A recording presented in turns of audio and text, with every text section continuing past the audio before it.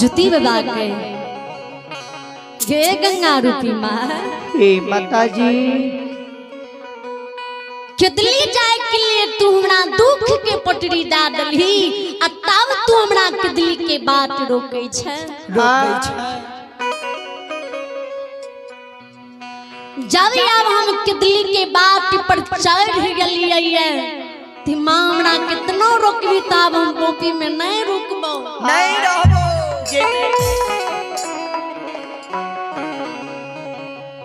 किया एक तू हमरा किदली जाए के लिए दुख के पटरी हाथ के दलिया, दोसर भगवान हमरा आधो अंग शरीर में घाव देने छै, एको अंग एहन नहीं छै जे बिना घाव के छै।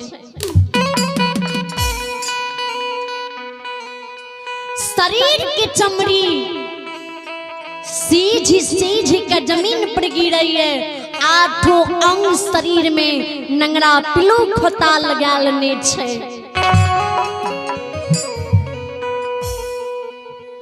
ये पोपी में रह के छनो मिनट की जे नाम ले छिए तो अग्निया लहर शरीर में बता हुई है, जे समान अग्नि के धाह चलिए ओ समान शरीर में लहर मारी है, नहीं सुतल कल नहीं बैसल कल। मन छन मन करैए जब किदली के नाम ले छिए तो शरीर की लहर में मतौजा भा जाइए।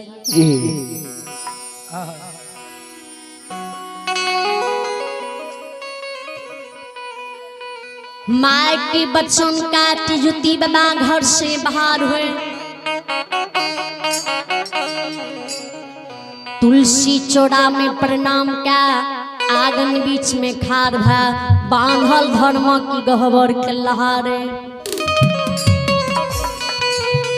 धर्मराज बाबा शिवने करे गुस्सें जब यहाँ के यहाँ मन के दिल्ली हमरा लिखे के रहे,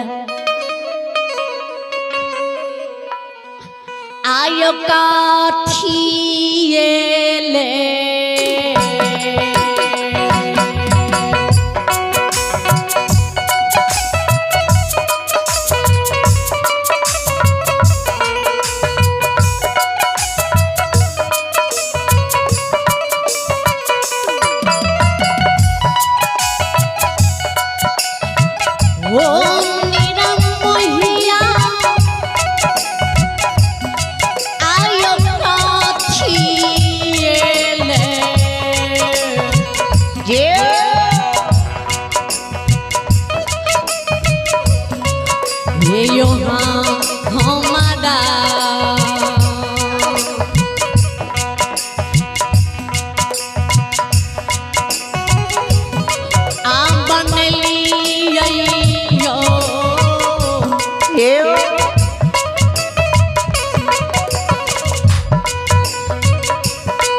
धर्मरा हाँ छी बाबा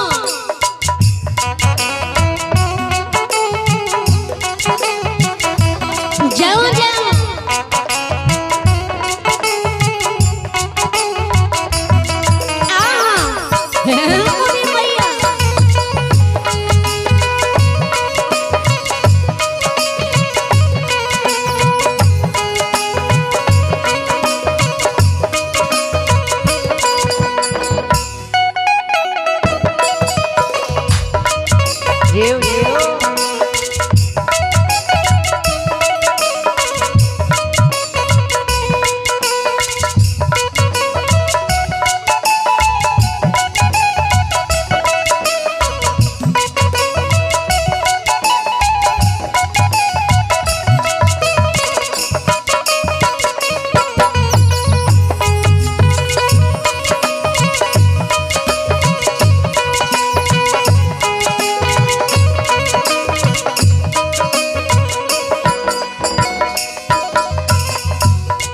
आइए अब प्रदीप पासवान ग्राम जखराई उनकी ओर से शानदार 21 रुपए के दान आए। उनका कहना है फूल तो बहुत देखे पर गुलाब जैसा नहीं, पंजियार तो बहुत देखे लेकिन रीता भारती जैसा नहीं। जय हो दानी श्रद्धालु की जय हो, दानी श्रद्धालु को पूजनीय माता पिता की जय हो। और ये आप हैं रविंद्र यादव है, रविंद्र यादव है, सोनू कुमार यादव है, शैलेंद्र कुमार यादव है, तीनों भाई एवं पिताजी विष्णुदेव यादव है। तीनों भाई को ओर से भगवान दरबार में सार्थक शानदार 51 रुपए के दान आए हैं। और उनके पिताजी विष्णुदेव यादव है, उनकी ओर से भगवान दरबार में सार्थक शानदार 51 रुपए के दान आए हैं। जय हो दानी श्रद्धालु की जय हो, उनकी समस्त परिवार की जय।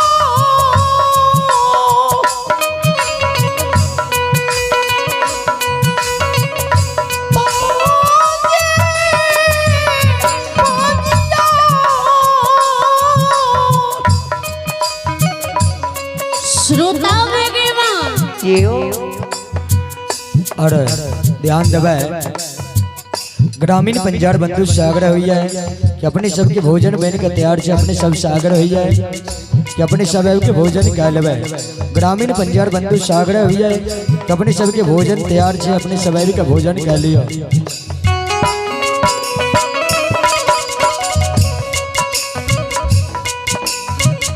हो धड़वराम जी बम्बा ए लीलाधारी कथिल तू हमरा धर्मक पंजियार बनेल हो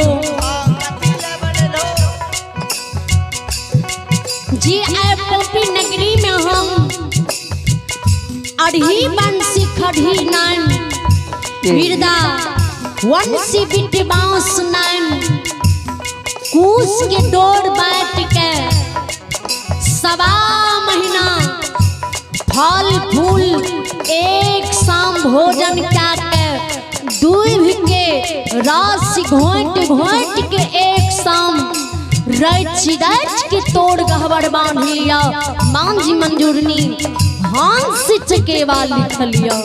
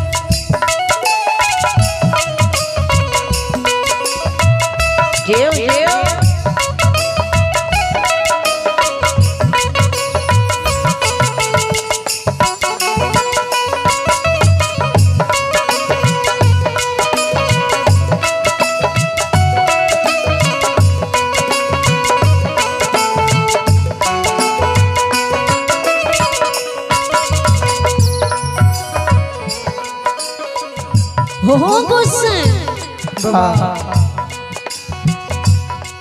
मन के लेल सा तुमरा मनी में राख दिल हो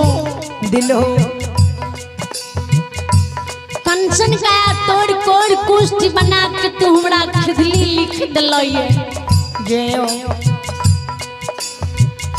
तनियोटा तोरा दिल में माया दरेग नहीं छौ क्या हृदय के कठोर छो ये अबे दानी जरदालो पप्पू यादव ग्राम जखराई उनकी उर्जी भगवान दरबार में शारदा के साथ शानदार है 51 रुपए के दान आए हैं। जय उदानी श्रद्धालु की जय हो, उनकी समस्त परिवार की जय हो।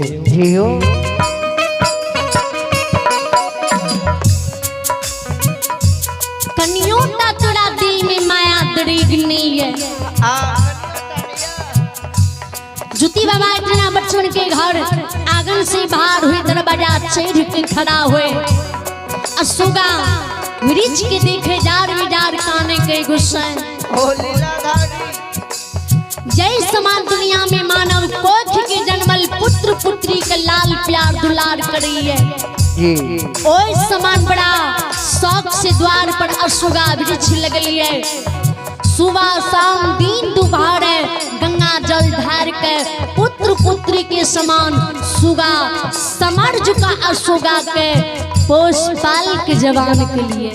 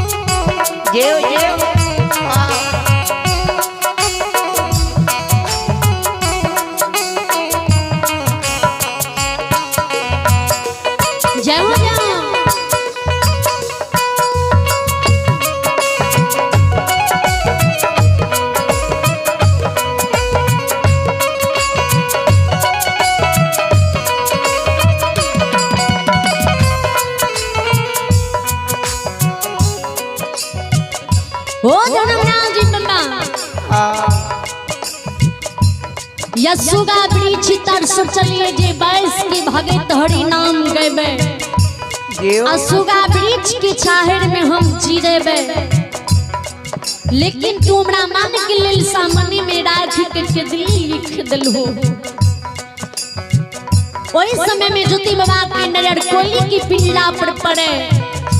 कोली के देख के ज्योति बाबा आंख से आंसू गिरे आ कोली की पिंजरा जे चार में लटकल रहे वे कोली के पिंजरा के चार में सुतार के जमीन पर रखे अब पिंजरा की पीना खोल कोली के पिंजरा से निकाल पहुंचा पर बैसाल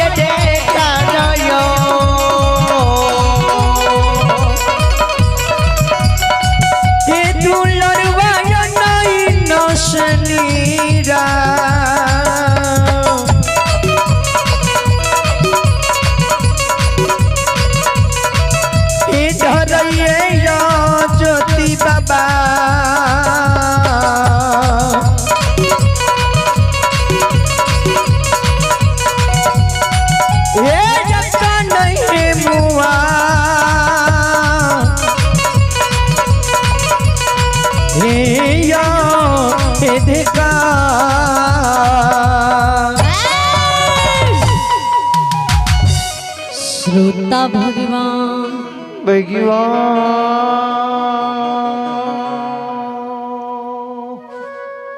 जुते बना काने कोली से जवाब करे गे ची नहीं आ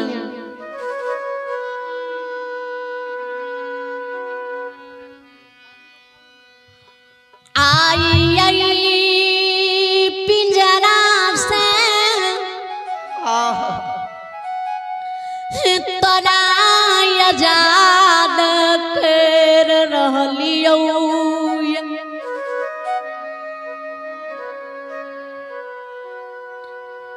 कोयली दुनिया में गुजरे वस्त्र करी है जिंदगी के खुशहाल में बितई है गई संग के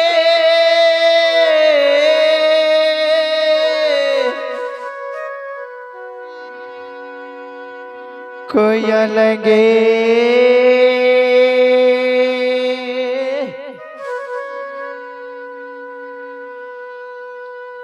कोली जी गुरु बाबा बानी सुने तो कोली बाबा के गुरु बाबा कौन खुशी में तू आ हमरा ए पिंजरा से आजाद क्या रहल हो तो जुती बाबा के गे कोली ए कोया ई बिगड़ल काया हमर देखे छी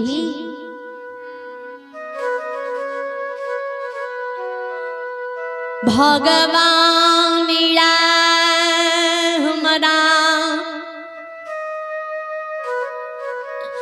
ऊपर बिगड़ गई भगवान हमारा लिए ही दुनिया में बेमुख भाग